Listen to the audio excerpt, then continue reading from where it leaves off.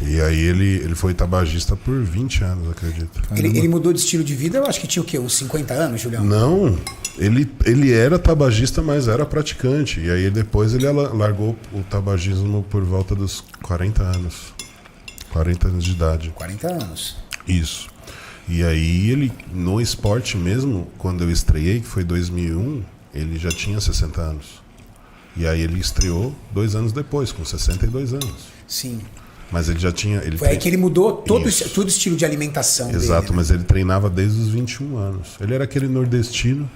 Ele treinava, Julião? Treinava. Meu pai Que era legal, bem cara. bom. Tem uma foto na minha mesa lá no meu consultório, sabe? Com uma foto preta e branca. Com um cara de 20 e poucos anos. Era ele, 22 anos. Mentira. Quando, um pouco depois que ele chegou em São Paulo. Então, de alguma forma, ele te inspirou a entrar na academia? Com certeza. Cara, dessa eu não sabia. Eu achava que era o contrário. Eu achava que você tinha inspirado ele a entrar na academia. Não, ele sempre... Eu achava isso até eu ver aquela foto. Que legal, Julião. Você sabe que... O, e assim, o pessoal pai do usa... Júlio montava os equipamentos pra treinar. Meu pai fez o equipamento. As dele. rodanas, tudo. Madeira, tudo em casa. Caramba. O banco de supino de madeira, ele fez tudo em casa. Meu pai gostava de fazer as coisas dele. Tudo que era dele, ele que fazia. Ele gostava de trabalhos manuais, né, Julião? Manuais. Até o chinelo dele, ele que fazia. Caramba, cara. Ele Era um não artista. gostava. Ele comprava couro e fazia o chinelo dele, na mão, traçando couro ali. Mas ele fazia tudo que era dele, cara. Impressionante. Ele gostava de faca. Ele comprava a faca e trocava o cabo. Ele fazia o cabo da faca, do jeito que ele queria. Caramba. E assim, um aviso pra galera que usa esses vapor, né? Você usa isso, tem nicotina, é igual cigarro. Mesma coisa. O crime da mala não é só o monóxido de carbono, O alcatrão. o alcatrão e todos os poluentes. 1.500 substâncias cancerígenas. Isso. Não. É a nicotina. Essa é a venda do vapor, né? Cara. Tipo, abandone 1.500 substâncias cancerígenas. Mas você fica Fique com a só com nicotina que frita o seu pâncreas e frita o seu músculo. É sério. Sério, a nicotina, primeiro, ela é vasoconstritora no sistema Pra periférico. galera entender o que é vasoconstritora, Você fecha a irrigação sanguínea de músculos, por exemplo. E outra coisa que ela faz, ela bloqueia a produção de insulina. Então ela dá um sinal catabólico para o músculo. Por isso que o pessoal perde a fome. Também. Não, aí é porque ele tem uma ação estimulante, né? Então ela tem ação estimulante no sistema nervoso central, que Euforia, é o que vicia, né? Só que aí ela tem o efeito metabólico dela, né? Ela piora o metabolismo do músculo porque ela impede a liberação de insulina e ela piora a circulação muscular. Caraca, velho. Então você imagina o coração de quem fuma, né? Ele tem perda muscular por conta da ação de diminuição da irrigação e tem perda muscular por causa da diminuição da ação da insulina no músculo. Né? E não importa se ele está fumando um vapor. Se tiver nicotina... Cara, tem nicotina, vai fazer isso. E aí o que é pior, né? Quando você faz as equivalências entre o conteúdo do vapor e um cigarro, muitos vapors, eles têm líquidos que a concentração de uma baforada é um maço de cigarro. É muita coisa. E o cara fica lá... Esses vapor aí... E aí que ele vicia ainda mais, né? Eu vi uma pesquisa agora, não sei se é real, porque eu vi na televisão, de que usar o vapor excessivamente estava dando gordura no pulmão. Gordura no pulmão.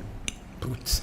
E você sabe qual é o problema do vapor? O cara, ele volta a ser incluso na sociedade. Porque hoje, vamos combinar, eu acho que não existe cara que sofre mais preconceito na sociedade que o fumante. Né? Esquece. Tipo, se você estiver num restaurante, você sair do restaurante, acender um cigarro na porta do restaurante, num ambiente externo, todo mundo vai virar e olhar pra você. Do tipo, tá acendendo um cigarro, cara?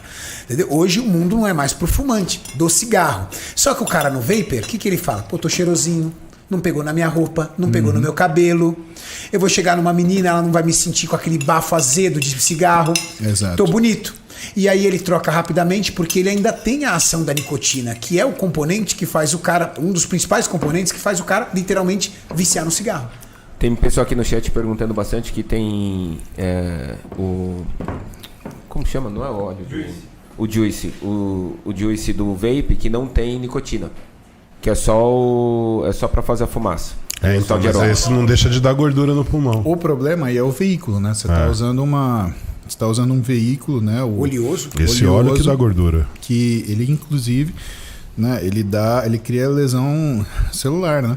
Então tem gente com, cara, faltando pedaço do pulmão com esses negócios. Imagina, Muzi, você fazer com que uma substância oleosa se transforme em algo gasoso. Você aspira aquela substância, rapidamente a tendência dela é deixar de ser gasoso e voltar para o seu estado original, oleoso. Só que o seu pulmão não está preparado para receber esse tipo de substância. É isso que eu tô falando. Exatamente. E aí ela fica ali desprendida. No início, um tapa o outro, o que o corpo vai fazer? O corpo vai tentando limpar, igual se você engolir sem querer um grão de arroz, alguma coisa assim, ele vai trabalhar em cima disso. Mas chega um momento que ele é incapaz de fazer isso. A briga e ele é muito começa feia, a acumular. né? E ter gordura no pulmão, eu não tenho noção. Mas não deve ser algo sadio. Ó, isso eu não vi, Júlio. Vou até estudar para dar uma olhada. Pode aí olhar que eu vi respondo. essa reportagem aí. Agora, o que eu te falo? Qualquer coisa que você coloque em contato com o alvéolo, duas coisas vão acontecer. Você vai ter agressão celular e, segundo, você vai ter diminuição do que é a sua troca gasosa. E o grande problema é que eu vejo a galera do vapor, não é que nem cigarro, porque o cara pegava, fumava um cigarro, saía fora, e dali 1 hora, 2 horas e fumava outro. O cara fica com o O negócio cara na fica mão. com o negócio cara. na mão direto. Bobeou, Cara, sabe, será que você... É como se você usasse muito mais do que um cigarro. Então você, tudo bem, tira as 1.500 substâncias cancerígenas, mas você tá botando... 5 vezes, 6 vezes, 10 vezes mais nicotina. Exato. Porque, ó, um cara que fuma absurdamente cigarro, ele chega em 2 maços de cigarro. Fala, cara, esse cara fuma pra caramba, fuma 2 maços de cigarro. Num vapor, você coloca a concentração que você quiser de nicotina, porque não é uma substância natural. É. A adição é artificial, você pode Você colocar consegue colocar a quanto... concentração que você quiser. Olha só que interessante, o Júlio colocou aqui. Cientistas dos Estados Unidos encontram células do sistema imunológico com gordura nos pulmões de pacientes vítimas de misteriosa doença do cigarro eletrônico. Isso eu consigo te explicar. O que é isso? Célula inflamatória é macrófago. Macrófago é a primeira linha de defesa que a gente tem quando a gente tem um corpo estranho, né? Então, o que provavelmente acontece? Você tem a inalação daquela gordura, daquele líquido que é um derivado de gordura, né? Ele vai ficar líquido de novo e você vai ter migração de macrófago para tentar engolir aquilo, para tentar limpar teu corpo. Uma absorção. E nessa, né, o mesmo mecanismo, por exemplo, dentro da sua artéria é o que causa o ateroma, né? Então, o que é o ateroma? O que é uma coisa aterogênica? Você tem um aumento do seu LDL, né? No caso do cigarro, por exemplo, o LDL ele aumenta em quantidade e diminui em tamanho. E ele fica super inflamatório. O macrófago, ele é como se ele percebesse aquele LDL, não mais como LDL, mas como um organismo ou como uma substância ameaçadora. Ele vai lá e engole essa moléculazinha de LDL pequenininha. Só que o problema é que tem milhares e milhões. E o macrófago ele vai engolindo essas moléculazinhas de LDL, esses fragmentozinhos de LDL pequenininho, até que ele vira uma coisa chamada puff cell. Meu Deus. Ele degenera e vira o que a gente chama de célula de espuma. Só que o macrófago, ele consegue atravessar o endotélio, que é a primeira parede do vaso. E aí ele fica entre a muscular e o endotélio. E esse espaço ele vai dilatando. Só que não dá para empurrar a muscular. Então o que ele empurra? O endotélio. E isso vai fazendo a placa ateromatosa, que vai fechando o vaso. Isso tem sinal inflamatório. O que o corpo faz com aquilo que ele não consegue remover quando ele inflama? Ele calcifica, e aí vem a placa calcificada. E aí, num belo dia, num batimento cardíaco, num batimento da artéria, porque a artéria ela contrai, você tem a fratura dessa placa. E aí, é como se abrisse um flap.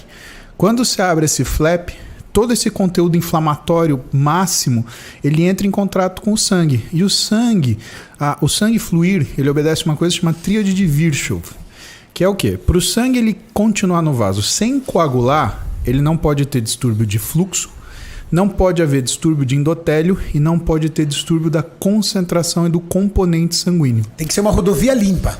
Então, quando faz esse flap e expõe esse conteúdo aterogêneo, esse conteúdo do ateroma, né, você tem uma mudança do endotélio e você tem uma mudança de fluxo. O que o sangue faz? Coagula. Quando ele coagula, se é dentro do coração, você infarta. Se é no cérebro, você faz um AVC. E aí que tá, essa que é a caca. Então, esse é um exemplo que é mais do dia a dia, né? A formação, a fisiopatologia da formação do ateroma e da coagulação intravascular determinada pela ruptura da placa ateromatosa. Mas a mesma coisa do macrófago ir lá, olhar aquela gordurinha e englobar ela e virar uma célula de gordura, virar uma célula espumosa, né? E isso piorar o que é a resposta inflamatória acontece também. Incrível.